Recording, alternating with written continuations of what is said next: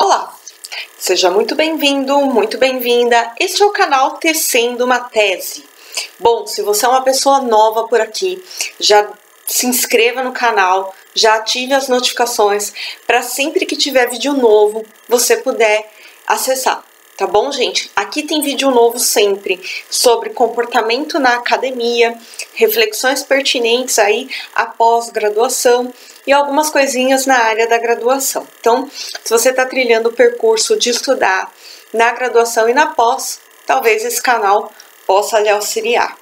Bom, já vou adiantar também, pedir teu like já no início do vídeo, tá? Se você conhece meu trabalho, conhece meu conteúdo, você acompanha o canal, já deixa teu like no vídeo.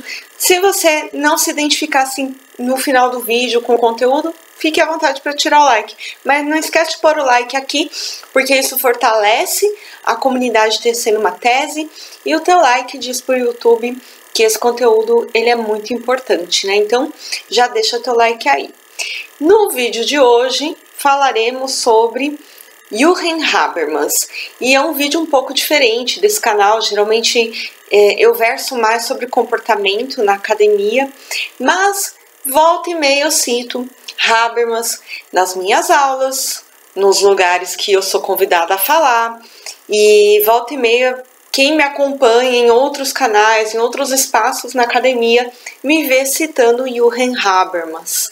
E atendendo alguns pedidos, eu achei por bem, e cruzo um pouco com o comportamento, isso que eu vou falar, fazer um vídeo dizendo da minha experiência de leitura desse filósofo e também recomendando, a partir da minha experiência, deixar claro isso, por onde você pode começar a ler esse filósofo, tá bom? Esse sociólogo, né? Deixar claro que é a minha experiência, tá, gente? Se você não é nada messiânico, acho que falar de um teórico, de um intelectual, do gabarito do Habermas, não tem algo messiânico do tipo, comece por aqui que você vai entender tudo. Eu vou dizer o que eu faria se eu começasse a ler Habermas hoje, para eu não quebrar tanto a cabeça, como eu quebrei no meu mestrado e no meu doutorado, não é mesmo? Que ninguém teve essa conversa comigo. Então, eu vou ter essa conversa com você que precisa ler Habermas ou que tem interesse em entender a seara de discussão desse filósofo e desse sociólogo. Então, começando aí, pega a pipoca que esse vídeo vai ser longo, tá, gente? Não dá para falar de Habermas em 5 minutos no formato pasteurizado de uma plataforma. Então, pega a tua pipoca, teu chá, pra gente ter esse bate-papo, tá bom? Vamos lá. Como é que eu me encontrei com o Habermas enquanto intelectual, filósofo, né? E por que muita gente me pergunta, Kátia, por que você sempre se refere a quem você lê como intelectual e a você como uma acadêmica? Se tem uma coisa que eu aprendi a admirar com o tempo na academia, são pessoas humildes, né? Porque é um pouco difícil você ver acadêmico, acadêmica humilde, né?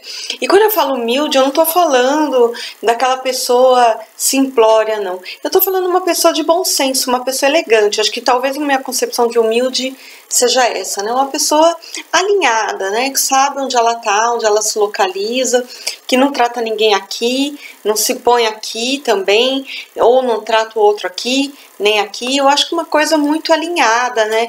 E relações aí que buscam uma certa horizontalidade. Talvez o que eu queira dizer quando eu falo de humildade, eu esteja reivindicando isso. E, gente, na boa, para muita gente ser intelectual tem que comer muito feijão com arroz, sendo bem honesta. Eu acho que assim, não é porque eu li isso aqui que eu vou mostrar para vocês, isso aqui, né? Vamos por tudo. Agora é o momento que eu não preciso fazer academia no dia, né, gente? Não é porque eu li isso aqui de Habermas, tá, gente? E realmente eu li tudo isso, que eu sou uma intelectual, tá?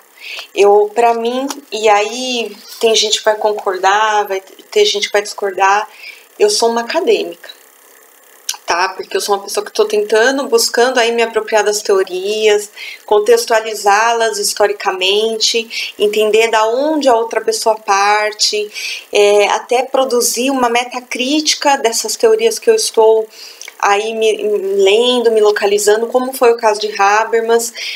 Eu utilizei o Habermas no meu mestrado, utilizei o Habermas no meu doutorado.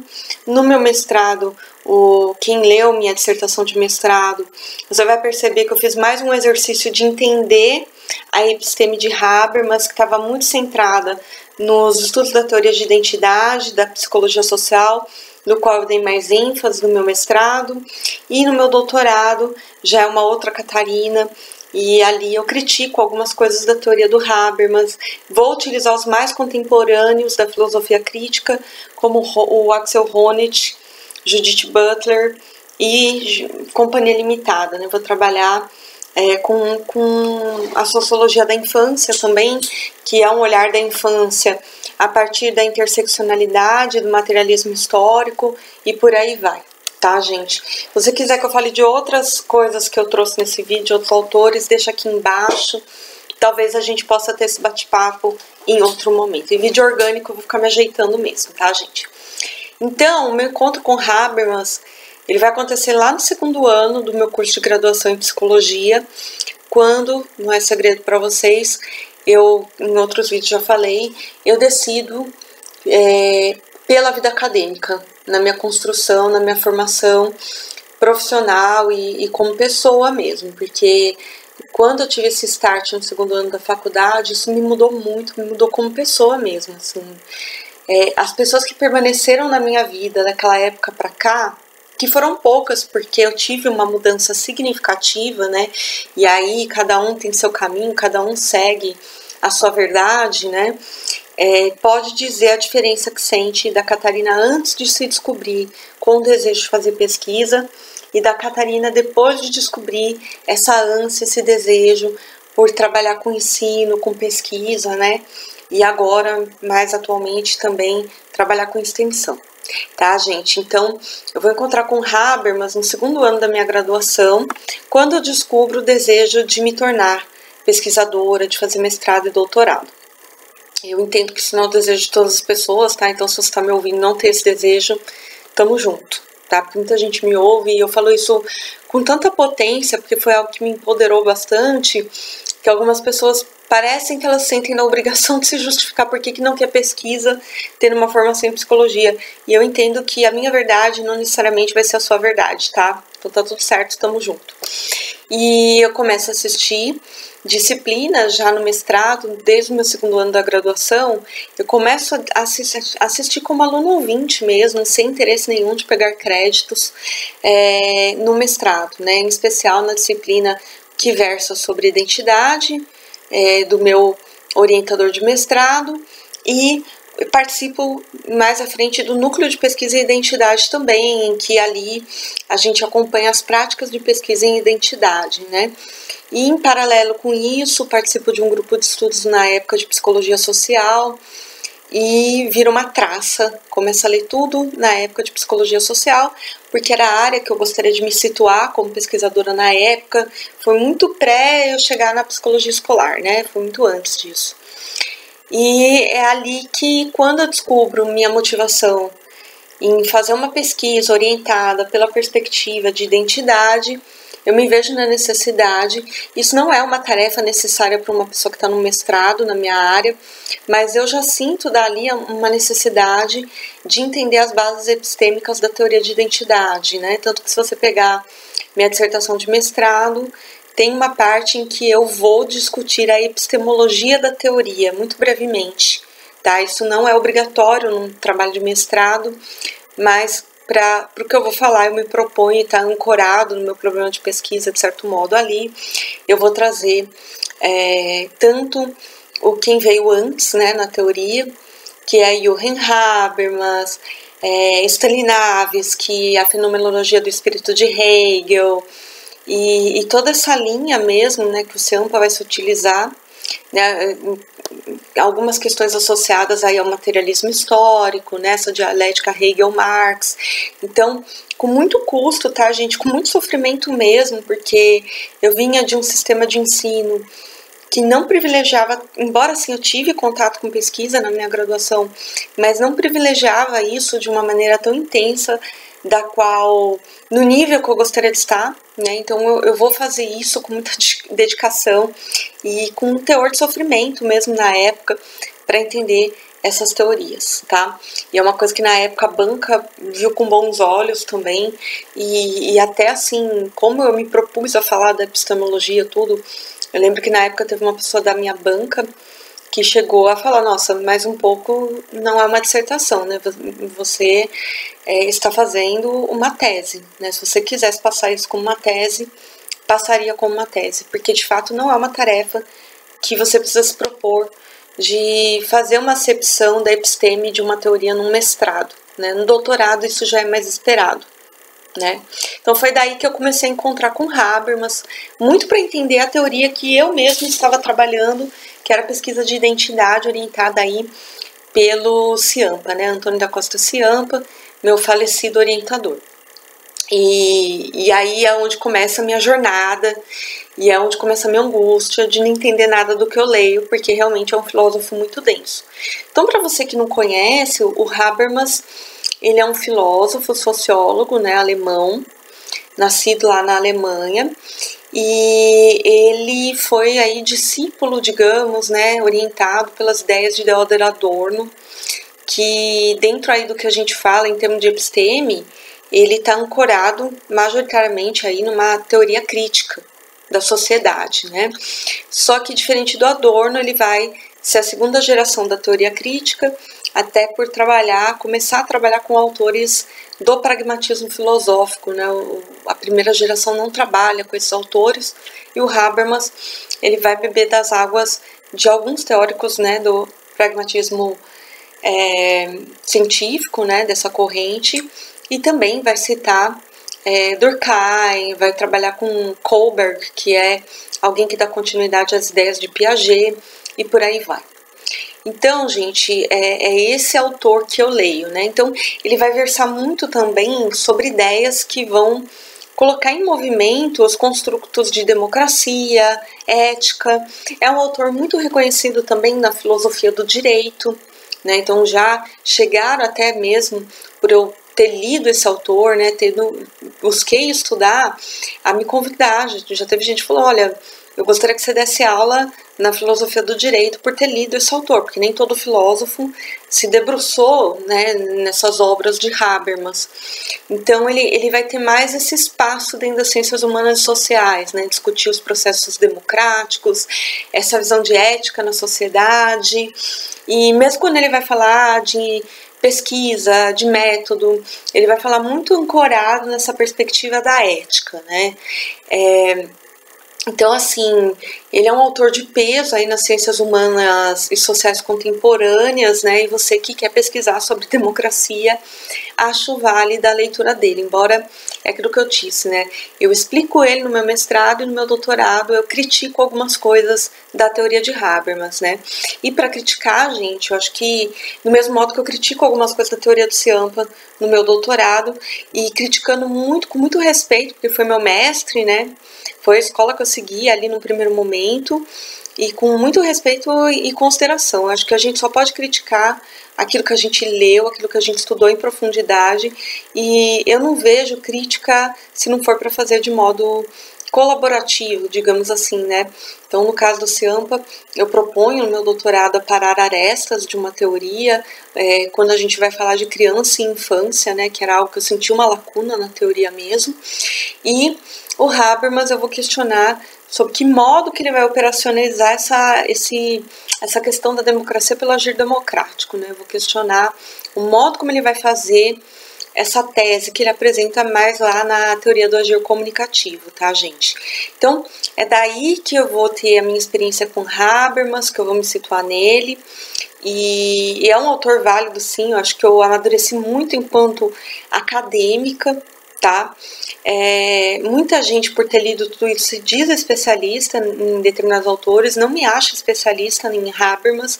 Para mim, gente, eu não sei se a minha vara é mais dura que a de outras pessoas, né, em termos de concepções.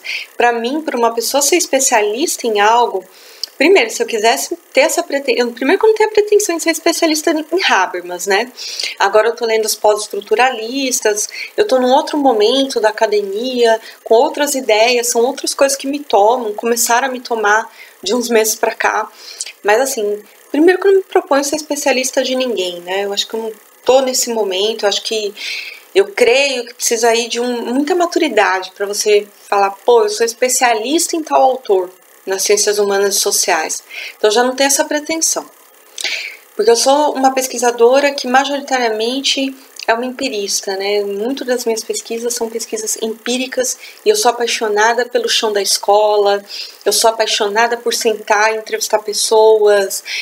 Sabe, gente, meu lance é esse, é ir lá na realidade, entender aquela realidade, me aproximar, me distanciar, é fazer etnografia, é fazer observação participante. Meu barato é esse, entendeu? É entrevistar. Então, assim, é muito difícil, né? Uma pessoa que vai fazendo construindo a sua identidade acadêmica dessa maneira, querer ser especialista em algo, né?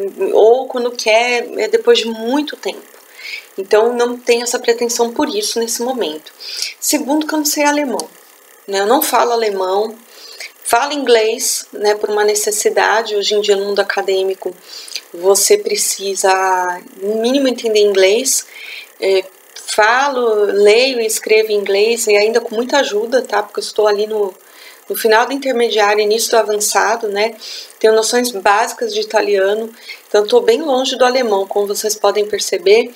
Quem sabe um dia, né? Uma língua que eu admiro muito, até pelo modo como ela é pensada, ela é construída, mas não falo alemão. Acho que para você se propor a ser especialista em um intelectual de ciências humanas e sociais, no mínimo você tem que falar a língua que ele fala para entender, para ler o texto no original. Né? Então também não é meu caso. Então, por aí você já vai vendo que eu sou uma estudiosa de Habermas, acho que é mais justo, honesto, como acadêmica, né? Já falamos dessa diferença de ser uma acadêmica e uma intelectual. Eu me colocar dessa maneira e situar minha fala para vocês a partir disso, tá bom, gente? E não é uma aula sobre Habermas, mas a ideia é te dar recomendações que talvez se alguém tivesse me dado, sem ser messiânica, sem ser reducionista e fazer receitinha de bolo, tá? Vou tomar mais cuidado, te dar recomendações para você não quebrar tanta cabeça com o Habermas, e ainda assim você vai quebrar, tá? Porque não é bolinho ler Habermas, mas para você não quebrar tanto a cabeça lendo ele, eu tô fazendo esse vídeo, tá? Então, gente, por onde eu começaria, né? Gente, eu vou falar para vocês o seguinte, hoje eu começaria, e aí é muito particular, tá? Se você não pensa assim, respeita o teu caminho, deixa teu caminho aqui embaixo, desde que você deixe com respeito, né? Você não seja um acadêmico arrogante, é muito bem-vindo nesse canal. Eu começaria sempre, e tem dado mais certo dessa maneira comigo, eu começo sempre não lendo direto. Eu gosto de ler comentadores do teórico primeiro, tá, gente? Eu prefiro ler hoje em dia os comentadores, quando é um teórico muito árido, muito denso, como Habermas. Eu começaria pelo curso livre de teoria crítica do Marcos Nobre. Eu fiz o curso na Unicamp depois, né? Esse livro, ele vai falar sobre o que é teoria crítica, vai falar, cada capítulo vai situar um teórico da teoria crítica, tá? Então, você não precisa, se você se intentar ler Habermas, o que eu vou te indicar desse livro, tá? Eu li o livro todo, porque eu tenho um interesse especial por todas as gerações da teoria crítica, né? Hoje, já passei por uma imersão em Walter Benjamin, não li tudo do Adorno, mas quero ler. Tem um médico Adorno, assim, inexplicável, não sei se é porque eu sou, assim, bem pessimista por estar no Brasil no momento que a gente está, né? Então dá uma identificação com o Habermas, né? Impressionante. Mas por onde eu começaria, né? Eu leria a introdução, que vai explicar o que é um modelo de teoria crítica, tá? E aí já partiria pro capítulo 8, né? Que vai falar Johann Habermas e o modelo reconstrutivo de teoria crítica, tá? Então ele vai dar aí uma introdução geral à teoria crítica, né? Então acho que para você que está começando é uma boa, né?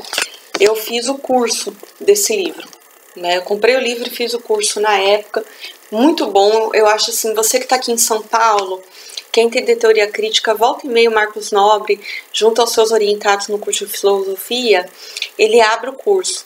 E, gente, colegas da psicologia, não se chateiem comigo com o que eu vou falar, mas eu prefiro estudar teoria crítica pela filosofia, pela educação, do que pela psicologia, né?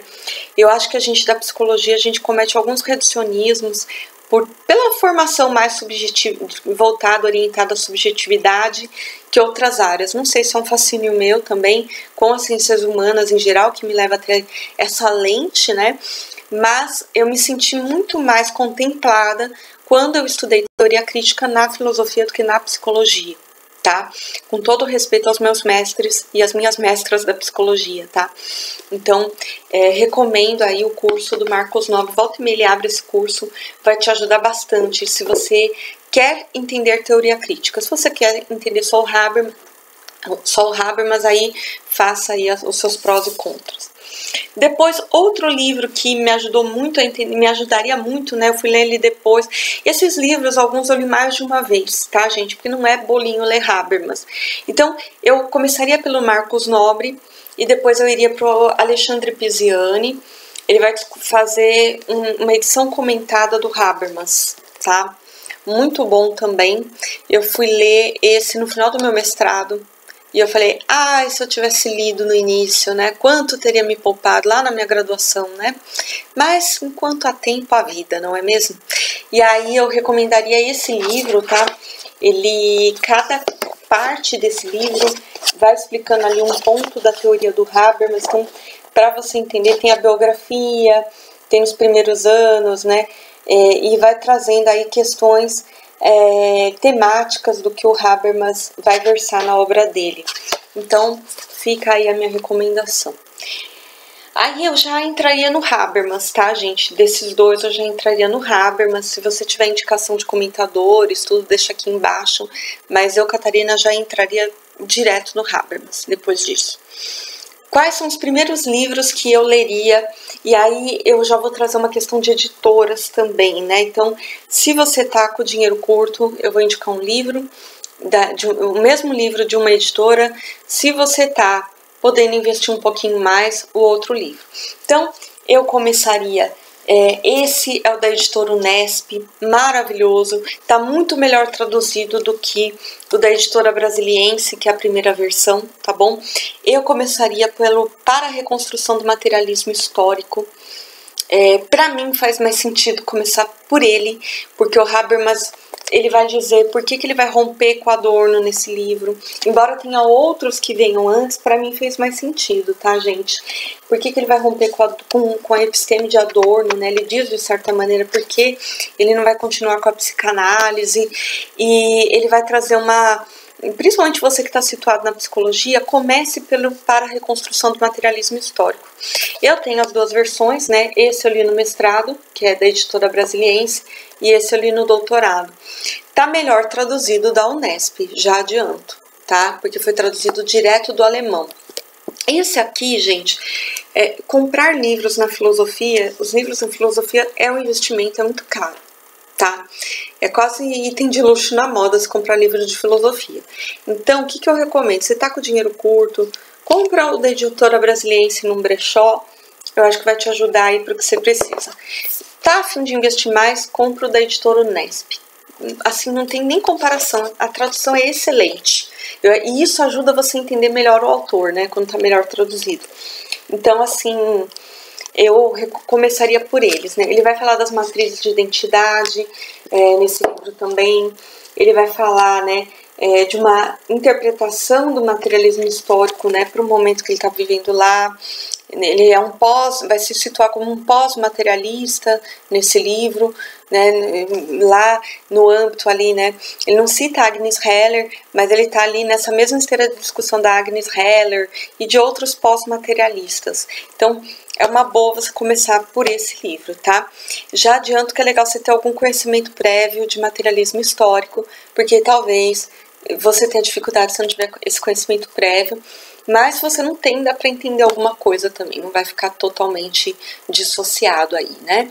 Então, é recomendável aí isso.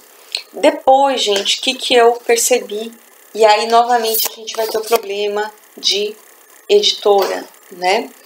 Não vamos ter nesse caso, né? Eu achava que era só para a reconstrução do materialismo histórico. Eu recomendo depois você ir para o pensamento pós-metafísico, né? O pensamento pós-metafísico, ele vai versar sobre a questão do retorno da metafísica, ancorado num contexto histórico. Ele vai falar dos problemas da modernidade, ele vai retomar questões associadas aí em Kant, ele vai falar da guinada pragmática, onde ele vai se assumir como um filósofo que vai beber das águas do pragmatismo. Aí ele vai trazer essa relação da dialética positiva, que a gente chama, que é Habermas em George Herbert Mead, que é um autor ali da psicologia, mas que a filosofia utiliza mais, né?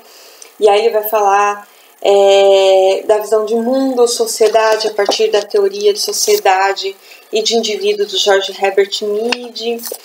Então, ele vai trazer essas questões aí, né? E a metafísica e uma crítica da razão, tá? Ele vai trazer isso também. Então, eu acho que para você acompanhar o pensamento dele, esse livro, né, Pensamento Pós-Metafísico, para vocês verem, tá tudo marcado, prova que eu li. Se bem que tem livro que ultimamente eu não ando marcando, não. É meu, eu sou possessiva, eu risco o livro mesmo, tô nem aí, tá, gente? Já que é um livro que eu não vou me desapegar, né? Então eu risco mesmo e adoro quando eu compro no brechó livro riscado, comentado. Parece que eu estou conversando com o autor e com alguém que leu, fazendo uma meta-análise. Então adoro também, não tenho problema com isso. Então eu já me emancipei da ideia, né, de não riscar livros, porque eu mesma quando compro no brechó adoro. E aí você vai ter uma ideia do construto de emancipação também em Habermas, nesses dois livros, tá, gente? Isso é bem bacana. Depois, gente, o que eu iria, né? Eu pegaria aí as novas bases, né? Eu pegaria as bases metodológicas do Habermas, tá? Eu li no meu mestrado muito ancorado em dar conta de entender a teoria de identidade, mas se você não tem essa preocupação que eu tinha no meu mestrado, eu vou trazer aí outros livros que poderão lhe ajudar. Depois eu indicaria Conhecimento e Interesse, né, em que Habermas vai falar da questão, né, de onde que o interesse e o conhecimento se situa nas nossas ações, né? Então, como do ponto de vista filosófico a gente pode entender isso associado a uma ética, as questões até de pesquisa mesmo, né? Ele vai fazer jogos de linguagem com isso. Então, eu gosto muito disso, né? Ele vai retomar Hegel, Kant para falar disso também. Então, ele vai trazer uma revisão disso, né? Do que é conhecimento para Hegel, o que é conhecimento para Kant, Marx também, né, ele vai chamar para essa conversa e novamente, no segundo momento, ele vai trazer o positivismo, né? Então ele vai trazer o que é conhecimento por positivismo, por pragmatismo histórico e ele vai, por fim, retomar aí as questões voltadas à psicanálise, né, ao cientificismo e por aí vai. Eu acho que você que quer entender as bases mesmo da ciência, do fazer científico, conhecimento e interesse, é um livro que vai te ajudar muito. As partes, eu vejo esse livro no meu dia a dia, até quando eu vou dar aula de metodologia do conhecimento científico hoje em dia, né? Eu faço essa breve conversa, eu uso muito esse livro e as cartas que Marx vai trocar com Karl Popper, né, o pai do positivismo, para falar o que é método, o que é ciência, os tipos de ciência, né, não tem só uma ciência, né, tem a ciência positivista, tem a ciência materialista, eu vou falar o que é estruturalismo, pós-estruturalismo, né, as escolas, e por aí vai, toda essa discussão. Então, eu vejo que é um livro que respingou muito nisso, quando eu tenho a disciplina de metodologia com uma carga horária mais robusta, eu trago essa discussão já na graduação, né, porque talvez era o que eu gostaria que uma pessoa que desse metodologia tivesse me ensinado, e aí eu virei essa professora de metodologia que trabalha dessa maneira. Depois disso, gente, eu acho que aí dá para você aprofundar mais nessa questão do fazer científico, né? Então, esse livro, ele vai trazer a teoria e a praxis, né, do Johann Habermas. É um livro bacana aí, principalmente você que questiona muito o que é ciência, o que é conhecimento e tal. Eu recomendo esse livro. Eu não vou falar em profundidade, não, o ideal é que eu não fale agora, né, mas te falar o caminho que eu trilhei e que talvez possa te ajudar. Esse livro, gente, eu acho assim... Sabe aqueles vídeos que eu gravo aqui pistolinha? pistola da vida, né, com o ingênuo funcional, com a pessoa que adora ganhar pirulito para ser uma iludida alienada, né? Esses vídeos que eu tô pistola, né, que vocês falam que eu não pareço pistola, mas eu tô pistola. Então, gente, esse livro ele vai te ajudar a não ser um ingênuo funcional, tá?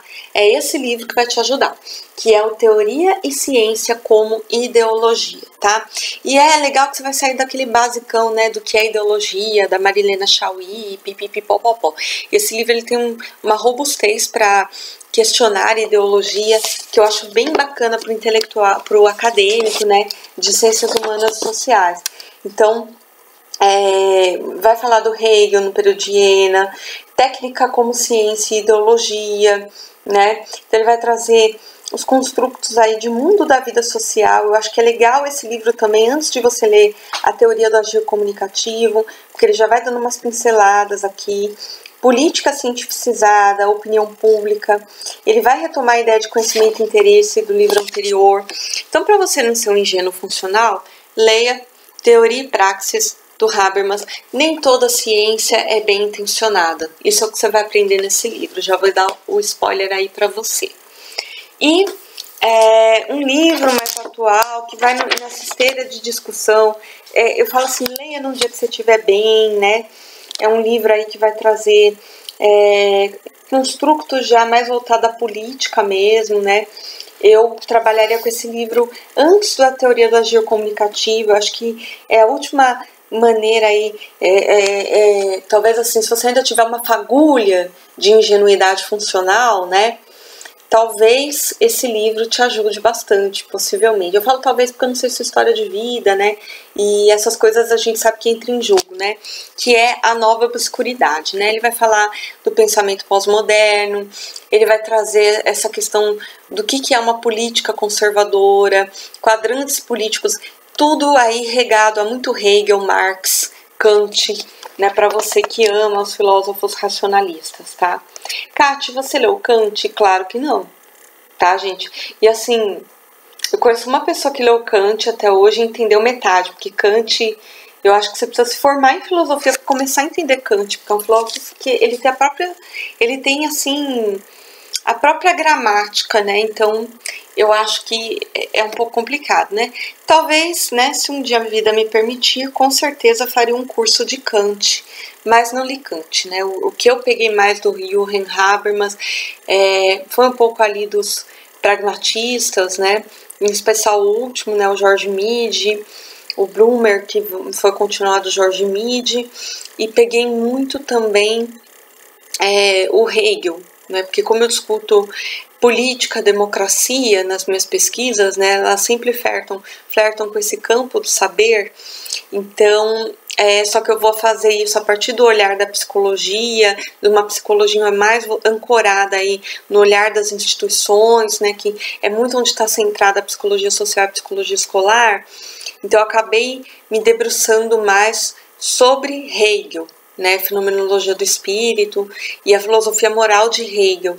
Então, por isso que eu acabei não entrando tanto em Kant e assim não me sinto preparada ainda para, falando alto da minha humildade, para entrar, né? Eu estou no momento aí agora lendo os pós-estruturalistas, Foucault, Judith Butler, e ainda tem um outro da teoria crítica que eu quero ler, que é o Neumann. Então, assim, não deu tempo de ler Kant ainda, tá, gente? E aí, por último, esse livro que eu pastei, acho que foi o que eu mais pastei para ler, foi ele, tá bom? Eu recomendaria, eu comprei o box, né? Que ai, gente, eu sou mesmo, vocês, a cachorrinha das editoras, né, gente? Lançou box, lançou edição nova, eu vou lá e compro. Por quê? E, além de eu ler, eu gosto de comparar as versões traduzidas, porque tem diferença, né? Então, sou essa pessoa mesmo, tá? Quando foi lançar o box, eu tinha lido a versão antiga, né, em espanhol, mas foi lançar o box da teoria do agir comunicativo, Catarina estava lá quebrando o cofrinho para comprar, né, esta versão, né, da teoria do agir comunicativo, que é o box. A única coisa é que essa caixinha vai ficando torta depois, eu não gosto muito disso, tá? Então, eu recomendaria você ler Teoria do Agir Comunicativo, inclusive o 2 está torto aqui, em que ele vai trazer uma proposição aí, né, de como que a gente poderia lidar com essa disparidade de poder na sociedade, tá? É justamente isso é esse livro que eu critico majoritariamente na minha tese de doutorado, né? Eu acho um pouco ingênua a proposta o diagnóstico que o Habermas vai fazer da patologia da sociedade atual. Eu acho que o diagnóstico até não é ingênuo, é ok. O problema é a solução que ele dá, né? E nem sempre é fácil dar soluções para problemas complexos que valem aí mais de R$1 milhão, né? Então, assim, não respeito, embora eu critique, eu respeito, né? Então ele vai falar dessa questão aí das disparidades de poder, né, do quanto que a gente está vivendo uma sociedade aprisionada pela lógica do dinheiro, do poder e da burocracia, o quanto que a cultura, a sociedade e a personalidade, né, esses construtos institucionais, eles estão aprisionados pelo poder, pelo dinheiro e para a burocracia, que é onde ele vai falar de mundo da vida e lógica sistêmica, tá, gente? Ele vai falar da racionalidade também instrumental. Então, é um livro denso, é um livro assim, né, bem assim que você vai levar um bom tempo lendo. Então eu deixaria ele por último, porque eu entendo hoje que você precisaria de uma boa base para ler esse livro. Eu acho que a base está nas outras publicações do Habermas, tá bom, gente? Então, fica aí minha recomendação. Espero que ajude a você que está começando a ler Habermas. O pessoal das políticas públicas lê bastante Habermas também, o pessoal da administração lê bastante Habermas, né, por conta desses construtos de democracia que esse filósofo vai versar. E espero aí ter te ajudado, ter lhe auxiliado a entender melhor esse autor. Você já leu Habermas? Deixa aqui nos comentários, vamos conversar, tá? Que você achou de ler Habermas? Qual foi a tua experiência? Vou adorar saber, tá bom? Gente, eu fico por aqui. Um forte abraço para vocês e até o próximo vídeo.